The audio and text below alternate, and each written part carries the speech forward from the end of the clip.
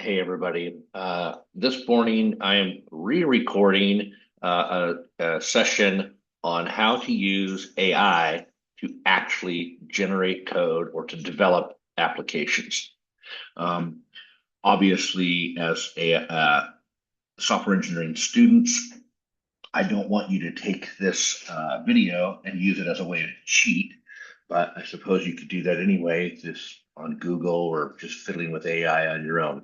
But I do think it's important that you all know that in the industry today, uh, many engineers, if not most engineers, are using AI a lot to generate their code. They're not really hand typing code anymore. And after you get your degree, once you've learned how to engineer manually, you definitely will want to start learning how to use AI. So I'm just going to do a quick demo on how to use artificial intelligence, and it's going to show you how quickly I can build your end-tier application with AI, literally in, I don't know, maybe 5 or 10 minutes. So let's go ahead and start. I actually have Microsoft Visual Studio open, so let me share my screen so you can see that. Um, there we go. Okay, you should be able to see this. And again, I'm not using PyCharm. No offense, I don't really like PyCharm. So I'm using Microsoft Visual Studio Code, which is free. And in Visual Studio Code, I'll even close this. So there's nothing open right now. So I'm just going to say File, New Text File. Whoops, sorry, File, New File, and I'm going to say Python. Okay, I'm just kind of creating a new Python file, but I don't want to do much more than that. In fact, I guess I didn't even really have to do that. I'm just going to go straight to artificial intelligence, and I'm going to tell artificial intelligence what I want to build, what is in my head at a high level, and I'm going to give it as many details as I possibly can. The more details I give it on what I want to build, how I want it built, what standards I want to follow, so on and so forth. The more detail I give it, the better job it's going to do, as we will see. Um, what you'll also see is that if it doesn't get it perfect the first time, I can go back and forth and back and forth and back and forth and back and forth with AI and iterate, and I can tell it, hey, I like this about the project. I don't like this. Please go change this piece of it. And it'll change individual pieces. You can say, hey, I love what you did, but I don't like the way you did this part of the code. Can you change this part of the code and do it this way? So on and so forth. So you'll see, I'll show you that. So up here in Visual Studio, again, I haven't used PyCharm for AI yet, so I don't know for a fact that PyCharm has artificial intelligence built into it. My assumption is that if you're using the new version of PyCharm, it probably does, but you guys will have to explore that on your own. But for now, we'll do this in Visual Studio Code. So up here in Visual Studio Code, I have this little button that says toggle chat. Okay. And I can say open chat, open inline chat, open quick chat, new chat editor, blah, blah, blah, blah, blah. The first time I did this stupid video, I did it in an agents window, and I recorded the whole damn thing. This whole video, I did the whole thing with this agents window.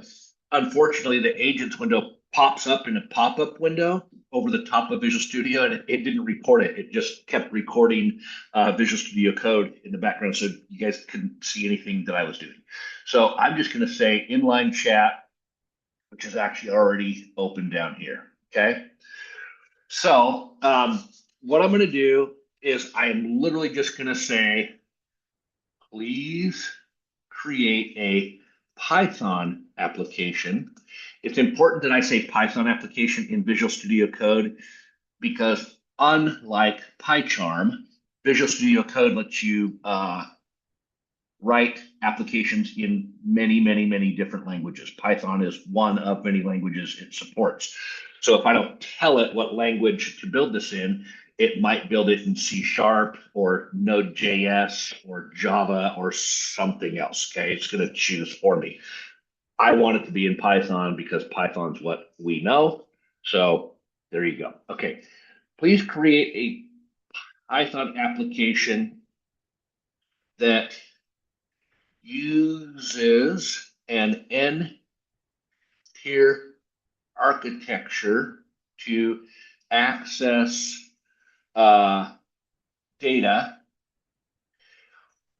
for baby names in the United States over a set number of years. I don't know how else to describe what it is we're doing, but I think that should give it an idea. And then what I'm going to do is watch this. I literally am going to go into module 6. We'll start with module 6. And I'm going to go into your lab assignment instructions, and I literally am going to copy and paste the instructions I gave you. I'm going to give the exact same instructions to the AI agent here. And so these are the details. Here we go. Your program must include. So this is literally telling it what the requirements are. This is awesome. Okay, go down here, da, da, da, da, da. And that is, I'm also including the sample data, everything I've told you, and I hit Control C, and we go back to Visual Studio, and right here, and I hit Control V, and watch this. Ow. Okay.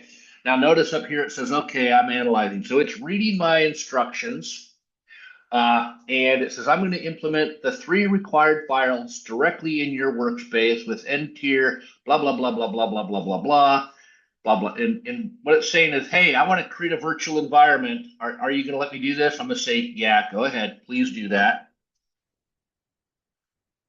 So it's going to ask me a few questions for security reasons. It wants to make sure that I'm allowing it to do these things underneath the hood for me. Notice over on the left, it already has 3 files created. I'm not going to open them yet because I'm not sure if it's totally done. Run pwsh command, sets the location to end tier, and runs main py. So it's actually already done. It's going to set the location and it's going to do a test run. All right.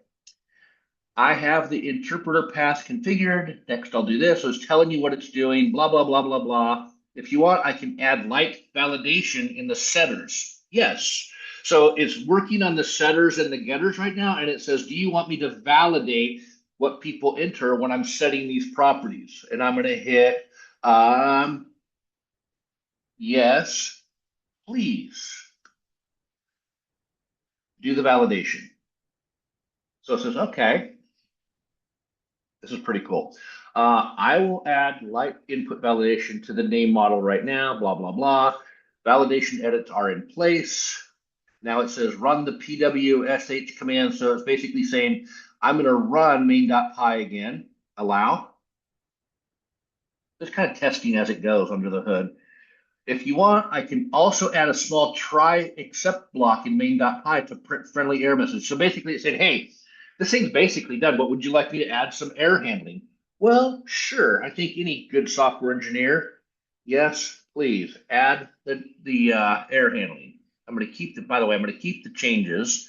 It asked me, it said I made changes to these files. Do you want to keep the changes? And I had to hit keep so it doesn't lose them. In other words, I saved it. Now I'm going to say, yes, please go do the exception handling. So it says, hey, I'm going to add a try except block, blah, blah, blah. And now it's going to run it again.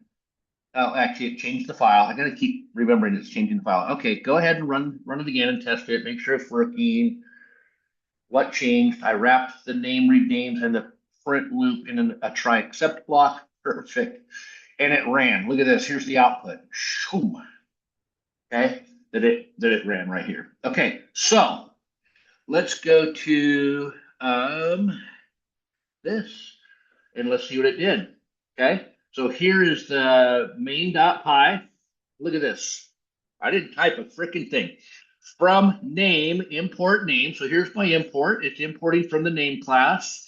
Def main. Here's if name equals main. Run it. Perfect. Try except block. Names equals name dot read names. For each name and names, print the name out. This is freaking perfect. Okay. So now I'm going to go to the name class. And we look at this. From database, import database. That's freaking awesome. Here's the name class, and it has the properties for name, year, gender, and count. Okay.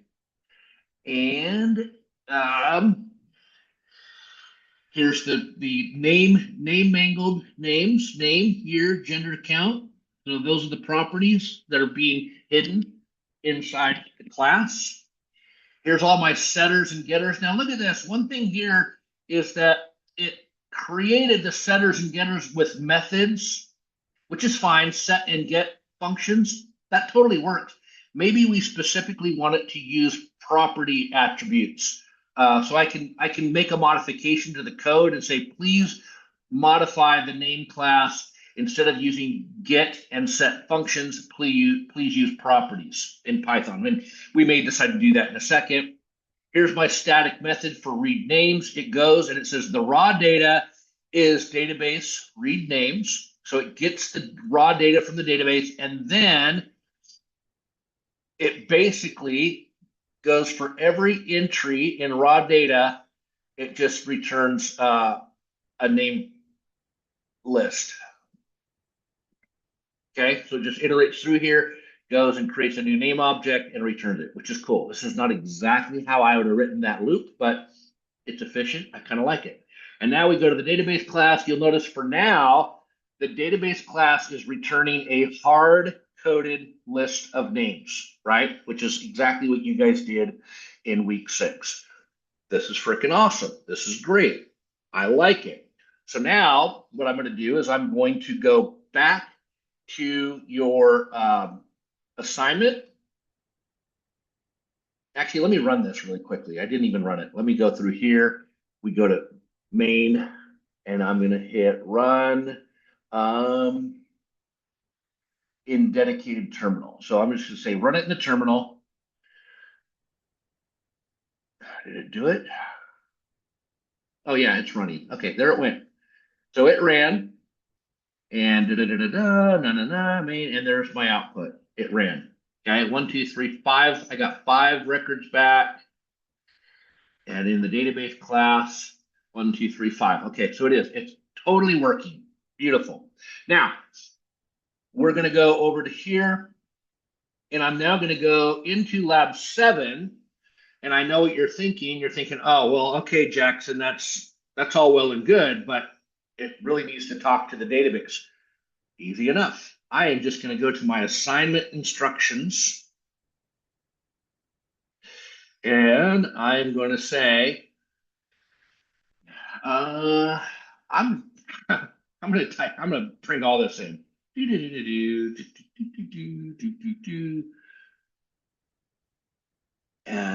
Yep.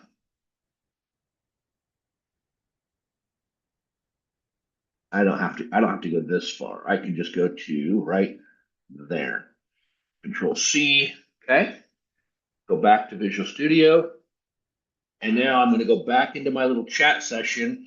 I'm going to say, please make modifications to the application so that it gets the data from a SQL Server Database. Please follow the instructions below. And I hit Control V with all of my instructions, and I hit pow, go. And now I just sit back, I drink my coffee, and let it do its thing. And it's probably again going to ask me a few questions.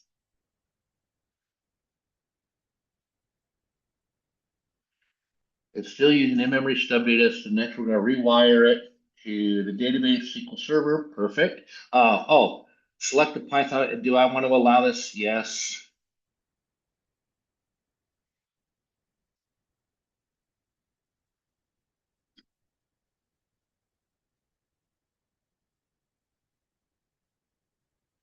Looks like I had to hit enter there. It was trying to select the environment that we're working on, and it did the pull down, but it needed me to hit the enter key, just so you guys know.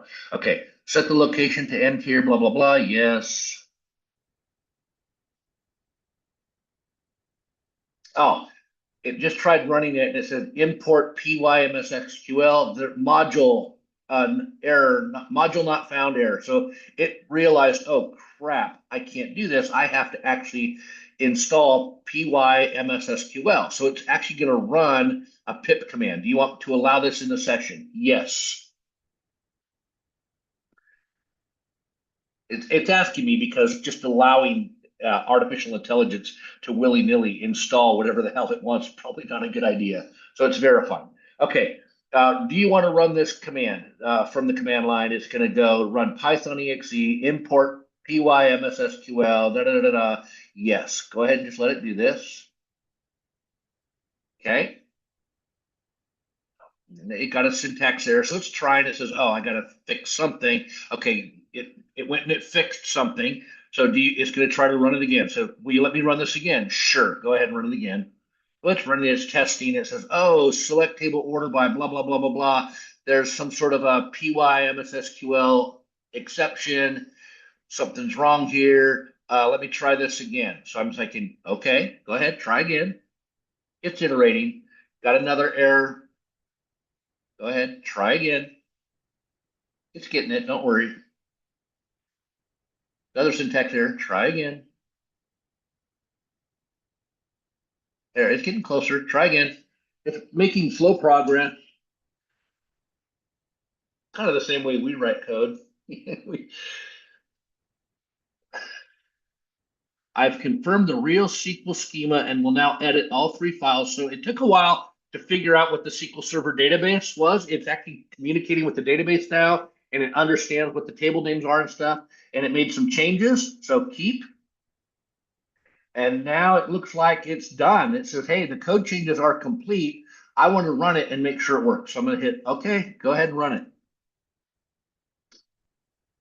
And it's asking me, look at that, select a year between 1915 and yada, yada, yada. So I hit, 2000, da, da, da. It is working. It's running. Okay. Allow.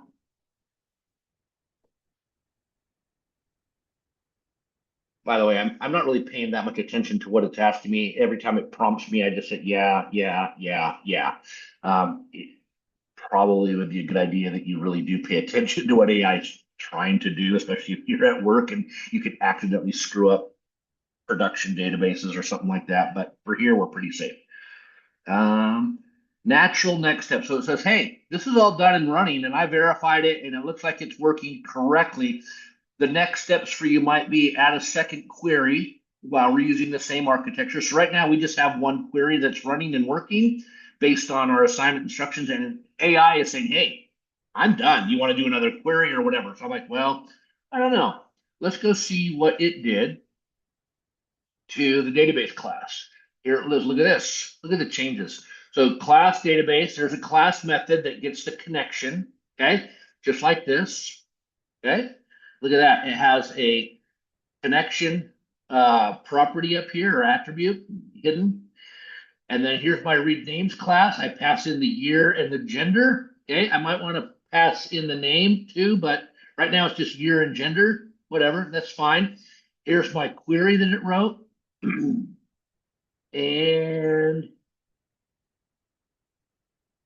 it executes the query. It uses named parameters so that we are safe from SQL injection. It fetches it and it returns the raw data. Okay, so now if I go to main, I'm going to clear this output down here by just saying, let's see, where do I clear the output? Should be able to.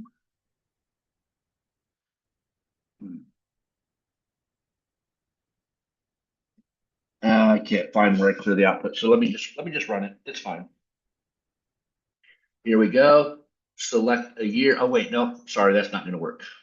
I've been down that path before. I have to say run in dedicated terminal. Okay, there we go. Okay, so there we go. It's running. Select a year between 1915 and 2014. I'm going to say 1970. Enter. Please enter a gender, male or female. I'm going to hit male. And it runs. Here it is. It's breaking down all the male names of 1970 and getting the counts. It is working. and it is hitting the database and it's returning top 20 because I think that's what our query did. I think our query had a limit, I think. Database. Yeah, top 20. So that's limiting the amount of total names that come back. But this is working. This is amazing.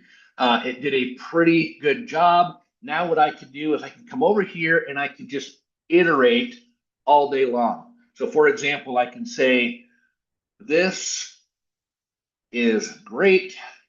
Please update all 3 files so that we are using Python data type hints in our code.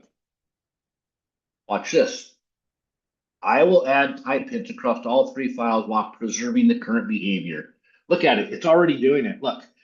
Here, read names, class, year, int, gender, string. It returns a list of dictionary. Keep the files. Type insert. That was fast. Watch this. I go to the name class.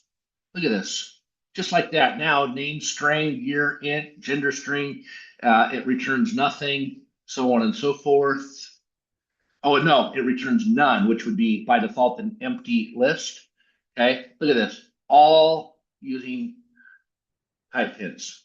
This is incredible. Okay, now watch this. Jackson will get mad. This is great. Please update all files to use docstring style comments for all functions. Whoops, I typed style wrong. We'll see if it understands. I will add concise doc strings to every function and method in all 3 files. Then I'll run a quick error check to confirm everything is clean. I have the latest code, blah, blah, blah, blah, blah. Oh, look at this, freaking awesome. Keep.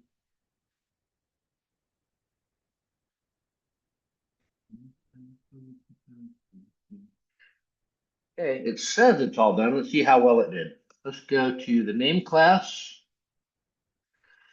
Class name, initialize a name object and validate incoming seed values. This is not documenting the parameters. So this is not exactly what I want. So watch this. Let's see if it says what the return value is.